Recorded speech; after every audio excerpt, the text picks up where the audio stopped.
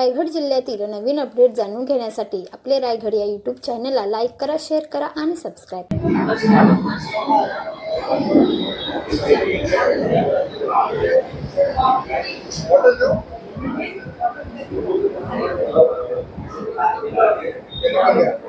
सर्वप्रथम आज अहिल्यादेवी होळकर यांच्या जयंतीच्या निमित्ताने आज पनवेल शहर जिल्हा काँग्रेस कमिटीच्या या पवित्र वास्तूमध्ये ज्यांचं आगमन झालेलं आहे अशा प्रमुख पाहुण्यांची मी आपल्या सर्वांना ओळख करून देते। आमच्या काँग्रेस पक्षाचे राज्याचे मुख्य प्रवक्ते आणि या पनवेल शहर जिल्ह्याचे प्रभारी गोपाळदादा तिवारी साहेब यांचं मी पनवेल शहर काँग्रेस कमिटीच्या वतीने सहर्ष स्वागत करते। तसेच महाराष्ट्रातील ओबीसीचा बुलंद आवाज, नांदेड जिल्ह्यामध्ये ज्यांच्या कामाचं आणि ज्यांच्या वर्चस्वाचा दबदबा आहे आणि आमचे आदरणीय मार्गदर्शक माझे मोठे बंधू डॉक्टर यशपालजी भिंगे साहेब यांचं देखील या ठिकाणी मी पनवेल शहर काँग्रेस कमिटीतर्फे स्वागत करते। तसेच पनवेल शहर जिल्हा काँग्रेस कमिटीला अत्यंत अधिकाधिक वेळ देऊन निवडणुकीच्या दरम्यान असेल किंवा गेल्या 6 महिन्यामध्ये ज्यांनी अक्षरशः पायाला भिंगरी लावून माजी जिल्हाध्यक्ष सुदामजी पाटील यांच्यासोबत ज्यांनी काम केलं असे आमचे जिशान सर यांचं देखील या ठिकाणी मी स्वागत करते। आणि आज माझ्या पाठीशी उभे राहिलेले माझे महत्त्वपूर्ण प्रमुख कार्यकर्ते व माझे पत्रकार बंधू आणि भगिनी, आजच्या या पत्रकार परिषदेमध्ये आपण सर्वजण आलात त्यासाठी सर्वप्रथम मी आपल्या सर्वांचे आभार व्यक्त करते। आपला अधिक वेळ न घेता आपल्या सर्वांच्या परवानगीने आमच्या पनवेल शहर जिल्हा काँग्रेस कमिटीमध्ये आज माझ्या अध्यक्षतेखाली सर्वप्रथमच हा पत्रकार परिषदेचा ऑफिशियल कार्यक्रम आहे। आपल्या सर्वांच्या माहितीकरता सांगते, आज रायगड जिल्हा काँग्रेस कमिटी ज्याच्यामध्ये पनवेल ते अगदी तळा आणि मसाळापर्यंतचा जो चार्ज पूर्वी असायचा त्या ठिकाणी 3 जिल्हाध्यक्षांची नियुक्ती झालेली आहे। त्यामध्ये पनवेलचा महानगरचा शहरी भाग हा माझ्याकडे सोपवण्यात आलेला आहे। उत्तर रायगडचा भाग डॉक्टर मनीष यांच्याकडे सोपवण्यात आलेला आहे आणि दक्षिण रायगडचा भाग आपले मधुशेठ ठाकूर यांचे सुपुत्र राजाराम ठाकूर यांच्याकडे सुपूर्द करण्यात आलेला आहे। आम्ही गेल्या 2 दिवसापूर्वी रायगडच्या कलेक्टर ऑफिसमध्ये आम्ही भव्य असा मोर्चा काढला आणि रायगडचं मुख्य कार्यालय अलिबाग येथे आम्ही तिघांनी आमच्या पदाचा पदभार स्वीकारला आणि आज पनवेलच्या या पवित्र भूमीमध्ये महाराष्ट्र प्रदेश काँग्रेस कमिटीच्या सर्व पदाधिकाऱ्यांच्या मंडळींना मला स्वागत करण्याचा जो काही मान मिळत आहे आपल्या सर्वांच्या परवानगीने मी अगदी 1 मिनिटामध्ये त्यांचं स्वागत करू इच्छिते।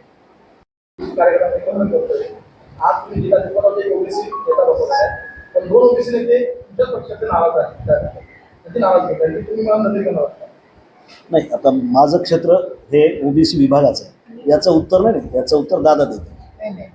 या संदर्भात आता जे काय संघटन सुधारणा ज्या काही नेमणुका झाल्या त्या विविध पातळीवर कार्यकर्त्यांची चर्चा करून होतात। शेवटी पद एक असतं, कुणाला तरी मिळणार कोणतरी त्याविषयी आमची अंतर्गत जी गोष्ट आहे ती पक्षश्रेष्ठी बोलून चर्चा करून सोडतील, काय विशेष त्याचा हा सिरियस इश्यू नाही आहे।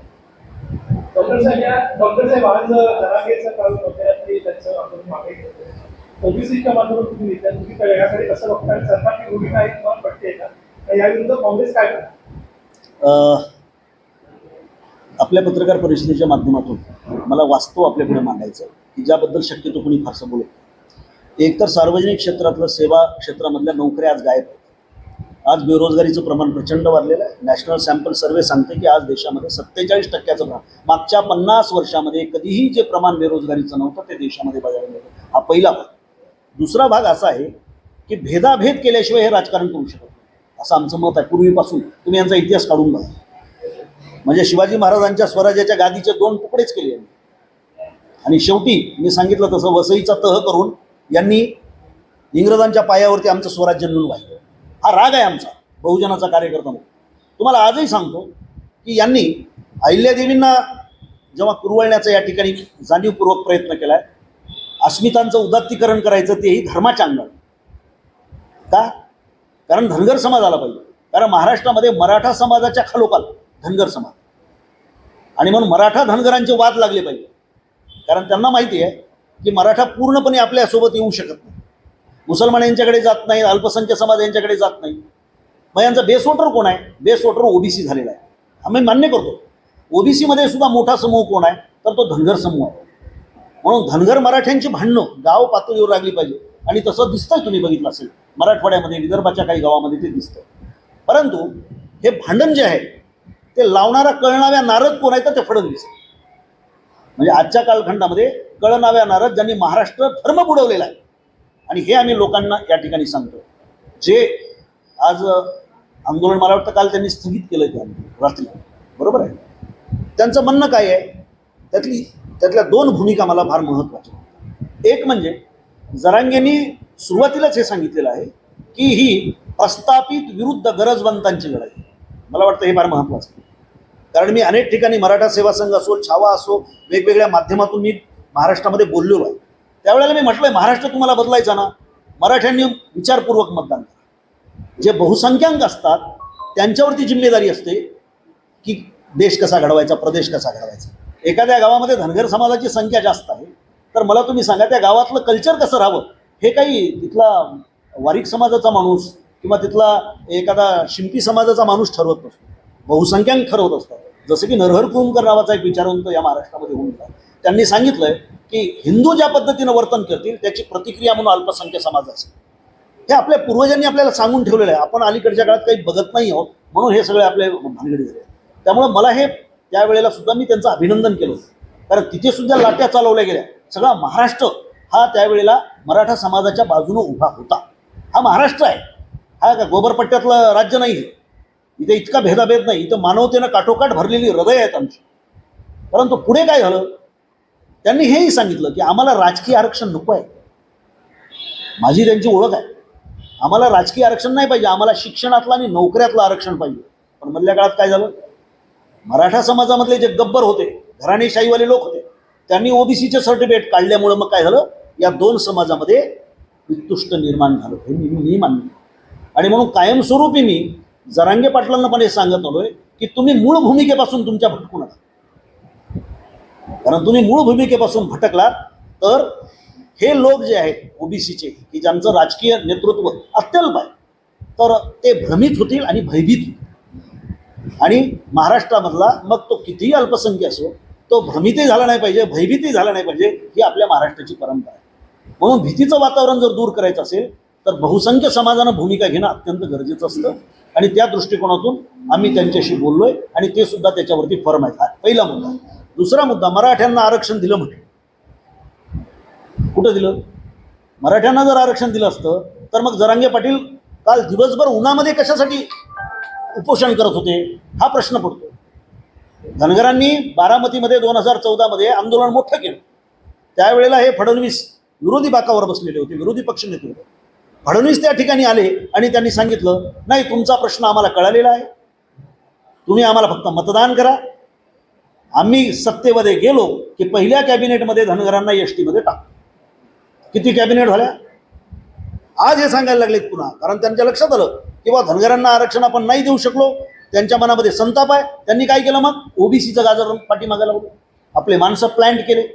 मराठा धनगर यांचा वाद व्हावा. हे दोन भाऊ आहेत. मी तर नेहमी म्हणतो की हे महाराष्ट्राला सांगण्याची गरज आहे की मराठा माळी धनगर हे एका कुळाचे आहेत. हे मी नाही म्हणत, हे ज्योतिराव फुलेंनी सांगितलं शेतकऱ्याच्या आसूडमध्ये. आणि शाहू महाराजांनी आपली सख्खी चुलत भाई होळकर कुटुंबामध्ये दिली आणि त्या मांडवामध्ये साहेब 25 मराठा धनगरांची लग्न लागलेली आहेत. हा महाराष्ट्राचा सामाजिक इतिहास आहे. तो मराठा समाजाला पण सांगण्याची गरज आहे, तो धनगर समाजाला पण सांगण्याची गरज आहे. परंतु ते कोणी करत नाही, ते आम्ही करतो. आणि त्यामुळं ऐका एकच, त्यामुळं आरक्षणाच्या निमित्तानं सामाजिक पृष्ठभूमीवर कुठलाही संघर्ष उदयाला येऊ नये ही ओबीसी सेलची भूमिका आहे. त्यामुळं मराठा हा आमचा भाऊ आहे, आम्ही त्यांच्याशी डायलॉग करू. परंतु यांच्या कपट कारस्थानांना मराठे बळी पडू नये. कारण हे कुणालाच न्याय देऊ शकत नाही. 46 महामंडळांचा सुतोवाच केला होता, तुम्हालाही माहीत आहे. नाही, ओबीसींच्या वरती प्रभाव पडतोय म्हणून तर आम्ही फिरतो. कारण लोकांच्या मनामध्ये आज संताप आहे. आणि कसं असतं की खोट्याला वय नसतं, सत्य हे सत्यच असतं. आणि त्यामुळं आम्ही काय वेगळं बोलत नाही. जे घडून गेलेलं आहे, जे सत्य आहे तेच बोलतो आहोत. आणि आज त्यांनीच प्रूव्ह केलं आहे. कारण आमच्या ग्रामीण भागामध्ये एक म्हण आहे बघा की कावळ्याला दिला कारभार आणि हागून हागून भरवला दरबार. हे यांनी 11 वर्षामध्ये आपण जे पाहिले ना, हेच केलं आहे. कोणी म्हणजे तुमचा गळा त्यांनी आवळलाय. मध्यम वर्गाला सोशल मीडियावर बोलू देत नाही, केसेस पडतात. मला तुम्ही सांगा, आज मीडियाची काय अवस्था आहे? उद्योगपत्यांचे 2 जर मित्र त्याचे सोडले तर बाकीच्यांची काय अवस्था आहे? मध्यम जे उद्योग करणारे लोक आहेत त्यांची काय अवस्था आहे? विद्यार्थ्यांची काय अवस्था आहे? शेतकऱ्याची काय अवस्था आहे? म्हणजे आमच्या मराठवाड्यात विदर्भामध्ये मागच्या 6 महिन्यामध्ये 11,000 शेतकऱ्यांनी आत्महत्या केलेल्या आहेत. विदर्भ जन आंदोलन समितीचा आकडा आहे. म्हणजे सगळेच जर परेशान असतील तर आता आपल्याला तर उठाव करावाच लागेल ना. शेवटी ही लोकशाही आहे, त्यांना हुकुमशाही आणायची आहे. परंतु आपण नाही आणू देणार, मीडिया तुम्ही नाही आणू देणार, कारण हुकुमशाही परवडणारी नाही. हुकुमशाहीची फेज निघून गेलेली आहे. लोकांनी विचार केला हे परवडणारी नाही, म्हणून तर मग लोकशाही आणलेली आहे ना, म्हणून तर निवडणुका आणलेल्या आहेत ना. म्हणून परत आता त्यांचे काही अंधभक्त आहेत किंवा त्यांनी या खरंच या 11 वर्षाच्या कालखंडामध्ये त्यांनी काय घडवलं या भारतामध्ये, तर अंधभक्त घडवलेले आहेत. ते आमचेच भाऊ आहे. हळूहळू त्यांचंही आम्ही प्रबोधन करतो आहोत. तेही आमच्यापेक्षा वेगळे नाही आहेत. त्यांच्याही लक्षात यायला लागलेलं आहे, कारण त्यांनाही खायला लागतो. नुसतंच मोदी मोदी ओरडून पोट तर नाही भरत ना. त्यामुळे प्रत्येकाच्या लक्षात आमच्या जगण्या मरण्याचे प्रश्न आहेत साहेब. बेरोजगारीचं प्रमाण प्रचंड या ठिकाणी थैमान घालत आहे. मुलांचं गुन्हेगारीकरण मोठ्या प्रमाणात होतंय. समाजाला हिंसक करणाऱ्या या प्रवृत्ती आहेत आणि हे लोकांच्या मध्ये जाऊन सांगणं हे आम्हाला गरजेचं वाटतंय. ओबीसी याला जास्त बळी पडायला लागलेला आहे आणि म्हणून आमच्या ओबीसी वर्गाला वाचवणं ही आमची जबाबदारी आहे. अहिल्या देवींनी अनेक कौटुंबिक संकट पार पाडत राज्यकारभार केला. केंद्रापासून तर स्थानिक पातळीवर सत्ता असलेली सत्ता आहे. या दोन्हीमधला कारभार कसा पाहता? अहो काय तुलनाच करता येत नाही. मुळात काय यांच्या नखाची बरोबरी अहिल्यादेवींची करू शकतो. मी काय सांगितलं, अहो अहिल्यादेवीने जी कामं केली ती यांना टिकवता आलेली आहेत, त्याला बुलडोजर लावायला लागले. मुळात हे लक्षात घ्या आपण की अहिल्यादेवींनी ज्या राज्यामध्ये मुसलमानांची सत्ता होती तिथे सुद्धा हिंदू मंदिराचं काम केलं, धर्मशाळा बांधल्या, त्या ठिकाणी घाट बांधले, अन्नछत्र निर्माण केले. कशासाठी? फक्त ती धर्माची सेवा नव्हती, त्या काळातलं त्यांचं रोजगार हमी योजना होती. जिथे दुष्काळ असेल ज्या भागामध्ये तिथे अहिल्यादेवी ही कामं सुरू करायची आणि त्यातून व्यापार उदीम वाढायचा. आत्तासारखे हॉटेल नव्हते, आत्ताच्यासारखे लॉजिंग नव्हती, त्यामुळं व्यापार उदीम वाढल्याशिवाय देशाची प्रगती नाही. आज तर व्यापार उदीम बुडलेला आहे. आज इकॉनॉमिक क्रायसिस जी आहे त्याची नोंद आंतरराष्ट्रीय मीडिया घ्यायला लागलेला आहे. आपल्या इथं मात्र मेलेडी गाव खुद जान जाव म्हणाली मीडिया सुद्धा, म्हणजे तुम्ही नाही परंतु राष्ट्रीय मीडिया आपण जे पाहतो ते कशाची चर्चा होते, ती चर्चा व्हायला पाहिजे. आणि म्हणून अहिल्यादेवींची तुलनाच मी या ठिकाणी गैर मानतो. परंतु अहिल्यादेवींनी मध्यकाळात जे काम केलं, अहो राजेशाहीचा जमाना होता, लोकशाहीमध्ये त्यांची आठवण काढण्याची पण गरज नाही ना. परंतु आजही आम्ही 550 राजघराण्यामध्ये 4-5 लोकांच्या आठवणी काढतो. आज लोकशाही व्यवस्थेमध्ये राजांच्या, त्याचं कारण असं आहे राजेशाहीमध्ये त्यांनी लोकशाहीची बीजं रोवली म्हणून त्यांची आम्ही आठवण काढतो. म्हणून आजच्या या पवित्र दिवशी तरी मोदी साहेबाला, फडणवीस साहेबाला काही अक्कल जर आली तर आम्हाला आनंदच आहे. आम्ही काय आमचे काही शत्रू आहेत का? आमचं धुऱ्याचं भांडण थोडंच आहे त्यांचं, परंतु आमचं वैचारिक विरोध हा असणार आहे.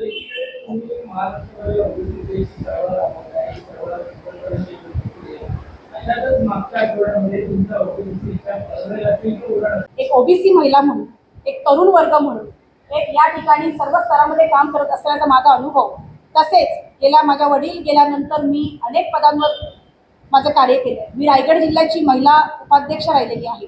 मी पनवेल जिल्ह्याची महिला जिल्हाध्यक्ष राहिलेली आहे. मी पनवेल जिल्ह्याचं सुदाम पाटील साहेबांच्या नेतृत्वाखाली आणि अभिजित पाटील साहेबांच्या नेतृत्वाखाली कार्याध्यक्ष म्हणून पद भूषवलेलं आहे. मी आज सचिव म्हणून महाराष्ट्रभर काम गेल्या वर्षभरापासून करत आहे. आज हर्षवर्धन सकपाळदादांच्या नेतृत्वाखाली आज मी नाशिक जिल्ह्याचे प्रभारी म्हणून सक्षमरित्या काम पाहिलेलं आहे. पक्षाने जी जबाबदारी ज्या वेळेला दिली ती प्रामाणिकपणे आणि इमानतदारीप्रमाणे मी पार पाडतो. आणि समाजामध्ये माझ्यासारख्या अहिल्याबाई बऱ्याच आहेत, अहिल्यादेवी बऱ्याच आहेत आणि त्या समाजात जात असताना त्यांच्या वाटेला अनेक राघोबा दादा येणार आहेत. माझ्या वाटेला आलेले जेवढे काही राघोबा दादा असतील त्यांना सुद्धा माझी विनंतीपूर्वक अशी विनंती राहील की तुमच्या या भगिनीला एक महिला म्हणून न पाहता तुमच्यातली एक म्हणून स्त्री पुरुष समानता या दृष्टिकोनातनं पाहून पनवेल जिल्ह्याचं नेतृत्व करण्याची तुम्ही संधी द्याल. मला निश्चित रूपाने आहे, कारण का माझे ते बंधूच आहे. मी त्यांचे आरोप प्रत्यारोप पाहिले, परंतु मला निश्चित खात्री आहे माझ्या बंधूंचा बोलवता धनी कुणी दुसराच आहे. आणि मला निश्चित खात्री आहे दिशाभूल होत असते, माणूस वाट सरकत असतो, परंतु बहिणीचं कर्तव्य असतं की आपल्या भरकटलेल्या भावाला आपल्या मुख्य प्रवाहात आणणं. ते काही कोणी माझे दुश्मन नाहीत, त्यांच्यासोबत मी आज रोज काम केलेलं आहे. त्यांना जर का माझ्यावरती आक्षेप असतात तर मी आज पनवेल जिल्ह्याची कार्याध्यक्ष म्हणून काम पाहिलं नसतं, मी पनवेल महानगराची निवडणूक लढवली नसती. माझ्या वडिलांनी आणि आम्ही 2 विधानसभा या क्षेत्रामध्ये लढवलेल्या आहेत. त्यामुळे अर्थात प्रत्येकाला महत्वाकांक्षा असते, मी त्याचं स्वागत करते.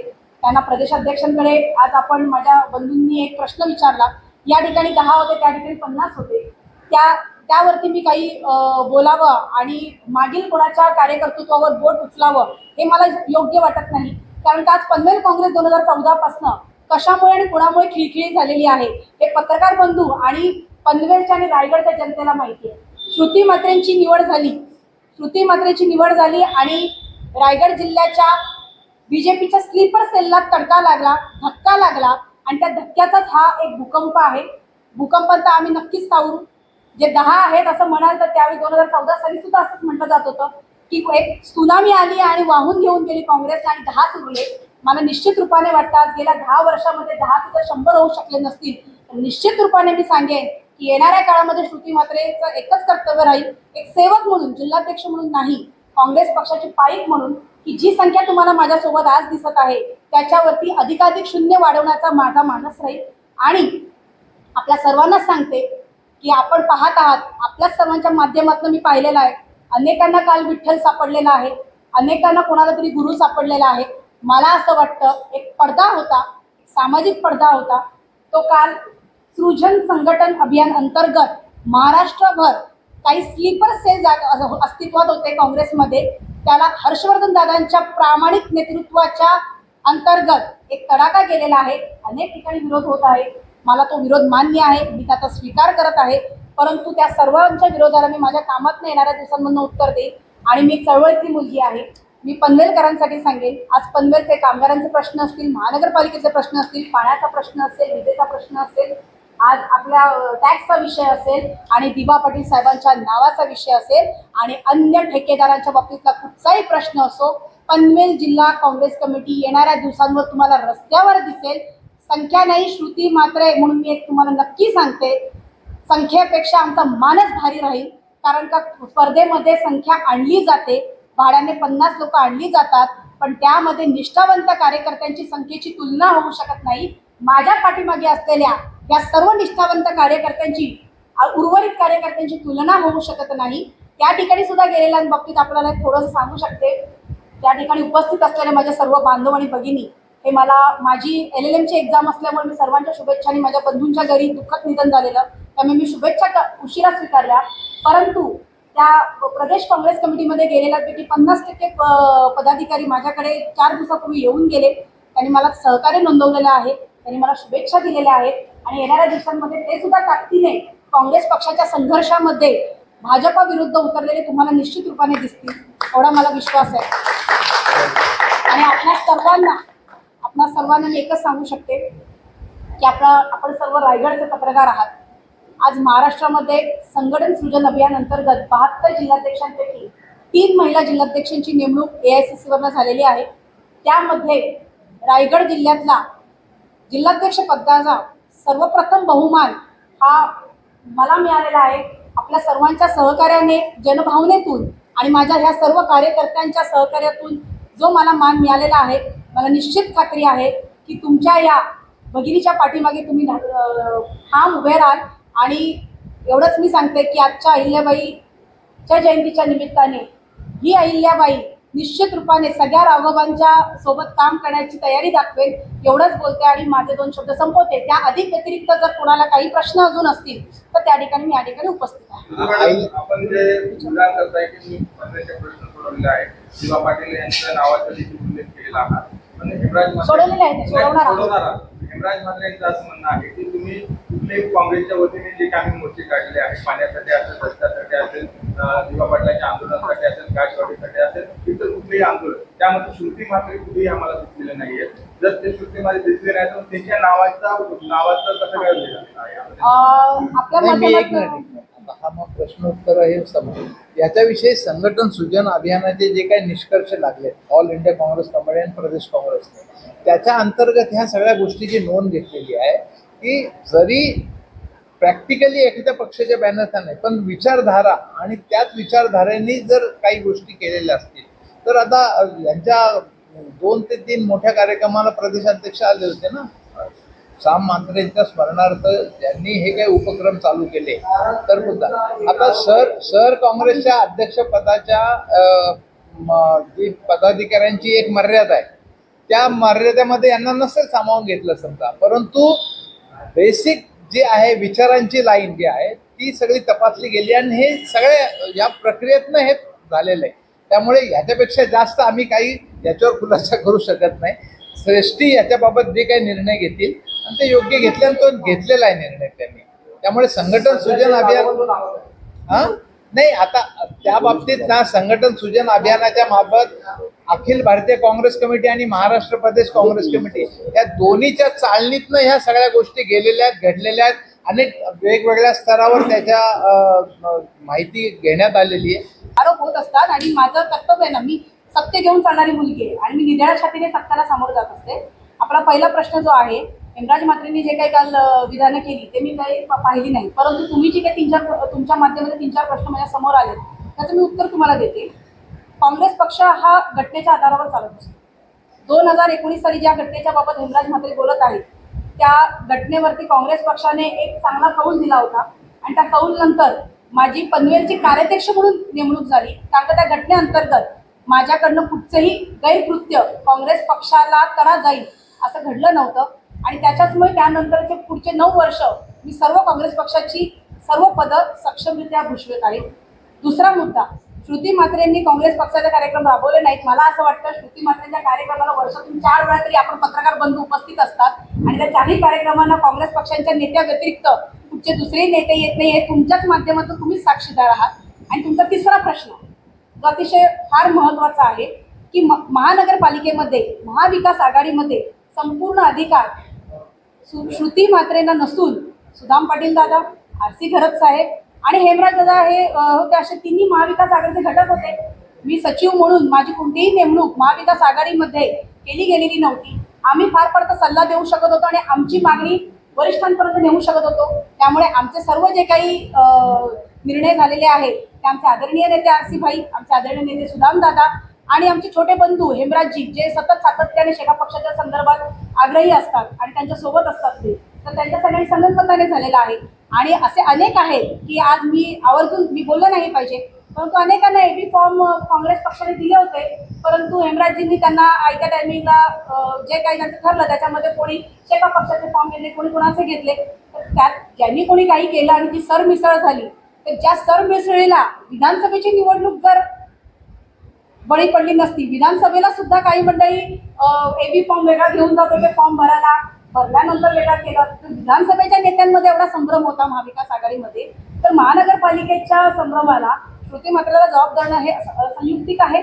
महाविकास आघाडीचे प्रमुख घटक त्यावेळी काँग्रेस पक्षातर्फे जी मंडळी होती अधिकृतरित्या, त्यांना हा प्रश्न विचारणं संयुक्तिक राहील. आणि मला असं वाटतं महानगरपालिकेला स्वतः हर्षवर्धन सकपाळ दादा प्रमुख दौऱ्याला आले असताना, सुदाम शेठ आणि हरीश केणी यांच्या प्रचाराच्या दरम्यान आले असताना, आगरी शिक्षण संस्थेमध्ये जी पत्रकार परिषद झाली त्याच्यामध्ये संपूर्ण उत्तर हर्षवर्धन सकपाळ दादांनी त्या प्रवेशावरती दिलेलं आहे. मला त्यावर अधिक त्यांच्यावरती बोलायचं नाही आहे, कारण का प्रदेश अध्यक्षांच्या शब्दापुढे जाणे इतपत आम्ही उंची गाठवू शकत नाही. पण त्यामध्ये तुम्ही कुठल्याही 18 शहराच्या अध्यक्षाची निवड केलेली नाही किंवा त्यांचं नाव सुचवलं नाही असं देखील त्यांचा आरोप आहे. त्या बाबतीत सांगते, कारण का सुदामदादा पाटील यांच्या पाठीशी मी खंबीर तेव्हाही उभी होती, आजही आहे. माझी स्वतःची सुद्धा वैयक्तिक इच्छा होती की सुदामदादांना पुन्हा एकदा संधी मिळावी आणि मी जाहीररित्या ऑन रेकॉर्ड सांगते, कारण का सुदामदादाचा अनुभव त्या पद्धतीचा होता आणि माझ्याकडे ऑलरेडी सचिव पदाची जबाबदारी होती, मोठी जबाबदारी माझ्यावर महाराष्ट्राची दिलेली होती दादांनी. त्या दृष्टिकोनातनं मी महाराष्ट्रभर काँग्रेस पक्षाचं काम पाहिजे, सुदामदादांनी पनवेलचं पाहावं अशा पद्धतीची माझी ठाम भूमिका त्यांच्या समोरही होती आणि त्याच्या पाठीमागेही होती.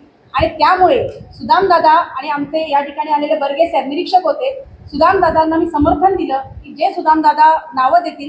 माझ्याकडे आजही व्हॉट्सअपला रेकॉर्ड आहे, सुदामदादांनी नावं सुपूर्त करण्यापूर्वी माझ्याकडे ती नावं एकदा पाठवली, माझा कन्सर्न घेतला की ही नावं तुला मान्य आहेत का, त्यांना मी होकार दिला आणि माझ्या होकारानंतर ती नावं पुढे गेलेली आहेत. त्याच्यामुळे त्यांनी दिलेले कार्य, त्यांनी दिलेले जे काही पदाधिकारी आहेत किंवा किंबहुना येणाऱ्या दिवसांमध्ये महाराष्ट्र प्रदेश काँग्रेस कमिटीकडनं जे जे पदाधिकारी या ठिकाणी नेमले जातील त्याचा सत्कार स्वागत या ठिकाणी स्वतः जिल्हाध्यक्ष म्हणून मी करेन. या ठिकाणी जिल्हाध्यक्ष म्हणून मी मनमानी करण्यासाठी नाही, तर सामान्य लोकांचे प्रश्न हे जनतेचे प्रश्न सभागृहापर्यंत नेण्याकरता माझी निवड झालेली आहे. याचा भान सदैव मला राहील. धन्यवाद.